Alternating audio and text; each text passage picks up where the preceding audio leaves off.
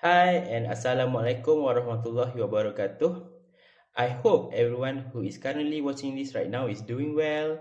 And today we are going to present our public service awareness project, and the title is Getting to Know Jabatan Audit Negara. We are a group of undergrad students from Bachelor of Physiotherapy Cohort 26 Outstation from Masa University. This presentation is a group effort, and each member will be presenting their respective section. Can we imagine our country having a delayed infrastructure project, rising costs, and public inconvenience? Who actually investigate these issues and where the public funds go? Officially, we having our supreme audit institution called Jabatan Audit Negara. These institutions are responsible in auditing all government accounts to safeguard taxpayer money.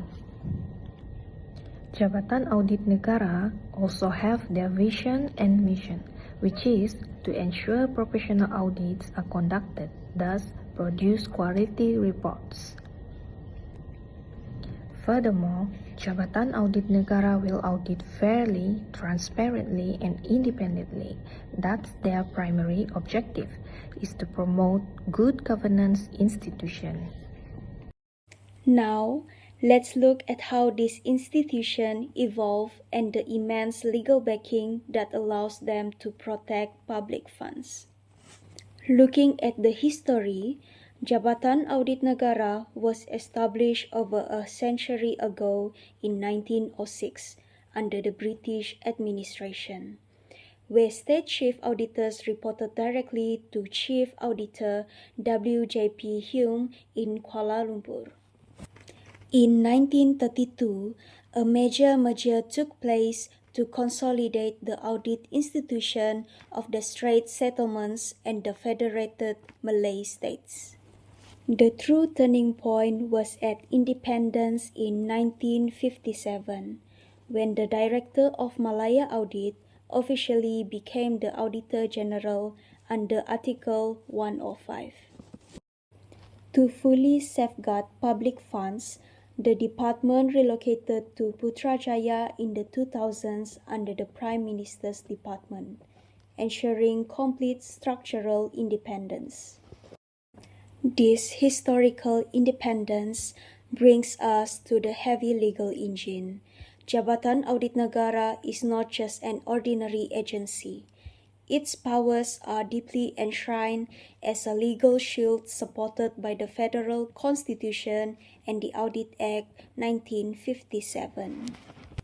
Under Article 105, the high-level appointment of the Auditor General is made directly by His Majesty the Yang di-Pertuan Agong on the advice of the Prime Minister and in consultation with the Council of Rulers.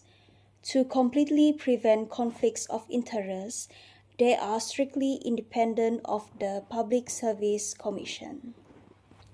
Their core responsibility under Article 106 is massive, auditing the accounts of federal and state governments, government agencies, and all public authorities. To do this without fear or favor, the law grants them absolute enforcement powers. They have full unrestricted access to all official records, and they hold the structural authority to demand explanations and take legal statements under oath. Ultimately, this legal foundation gives them the absolute power to find the truth behind every cent spent. The first core function is financial auditing. In financial auditing, Jabatan Audit Negara examines government's account, including ministry, agency, and statutory bodies. It to ensure that public money is properly recorded, spending according to law and regulation, and free from fraud. Second is compliance auditing. Compliance auditing is ensure that government entities follow financial rules, procedure, and relevant law and policy. It is checks whether government departments are operating according to established regulation. The third is performance auditing, also known as value for money auditing. This is evaluate whether government programs are efficient, effective, and economical. This means ensuring that public resources are not wasted and objectives are successfully achieved. Okay, another core function of Jabatan Audit Negara is to report to the Parliament of Malaysia. It prepares the Auditor General's report, which is submitted to the Parliament of Malaysia in regards of weaknesses in financial management, cases of wastage or mismanagement, and recommendation for improvement. Jabatan Audit Negara also strengthens transparency and accountability. It acts as an independent watchdog to ensure public money, our money, is used responsibly and to maintain trust in the government institutions. Imagine if a government agency paid RM 10 million to build a public facility, but the project was only half complete or delivered with poor quality. Without an independent auditor, this issue might remain hidden and taxpayers will bear the loss. This is where Jabatan Audit Negara becomes essential. Jabatan Audit Negara audits government spending and identifies weaknesses in procurement, project management, financial controls, and regulatory compliance. A notable example highlighted in Auditor General's report involved government assets purchased at prices significantly above market value and projects experiencing severe delay despite substantial payments being made. Through audit findings and subsequent corrective actions, over RM 300 million in public funds have been recovered or safeguarded. In a sense, Jabatan Audit Negara acts as a public watchdog, ensuring every ringgit collected from taxpayers is used responsibly and according to the law. Consider the 1MDB scandal, where weaknesses in governance, oversight, and financial accountability contribute to billions of ringgit being misappropriated. While multiple agencies were involved in investigating the case, it demonstrates the enormous consequences when accountability mechanisms fail. Jan's role is to prevent similar situations by detecting warning signs early.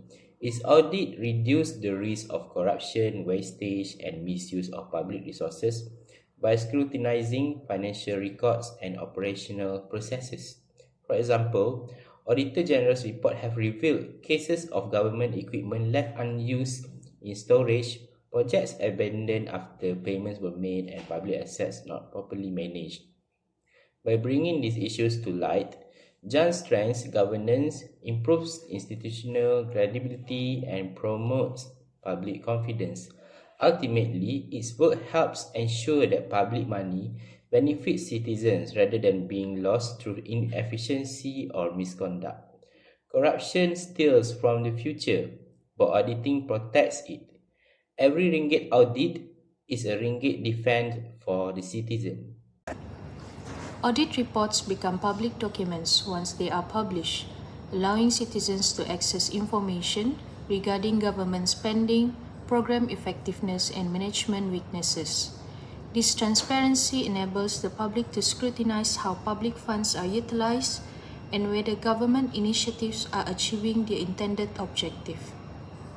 By making audit findings accessible, the government promotes transparency and encourages accountability among public officials.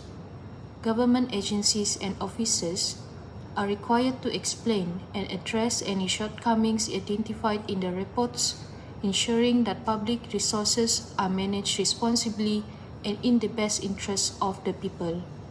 As a result, audit reporting empowers citizens to stay informed, participates in governance, and hold public institutions accountable for their actions.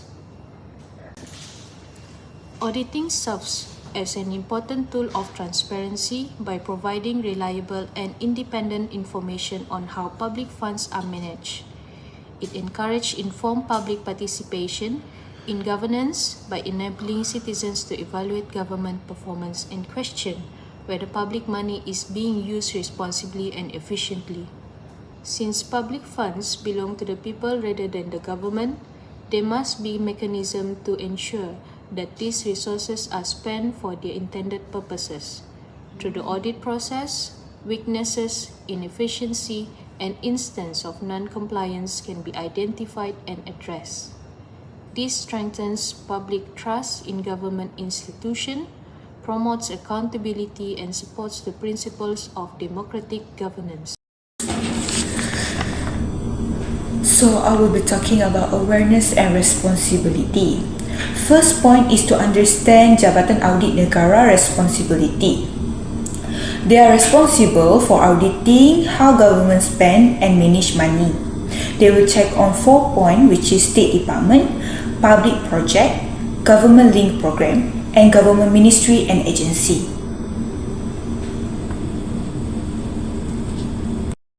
So the second point is to stay informed. Jabatan Audit Negara will release their report every year so citizens can read them and know the current issue such as wasteful spending, delay in project, and weak financial control. Promote accountability. Citizens, civil society groups, students, and community leaders can promote accountability by raise awareness about audit findings, encourage responsible spending by the agency, support integrity and anti-corruption effort, and advocate for improvement in public service delivery. Audit auditor can only report but not punish the corruptions. Citizen, civil society, and community leader must weaponize audit data to enforce accountability and protect whistleblower.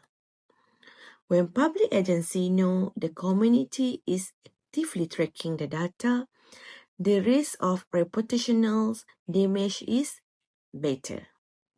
Next is get involved. You can support Jabatan Audit Negara and promote financial integrity by participating in their educational programs, following their official update, and actively sharing and encouraging value and transparency and accountability within your community. Overall, a nation grows stronger when every cent is accounted for and every action is answerable. Thank you.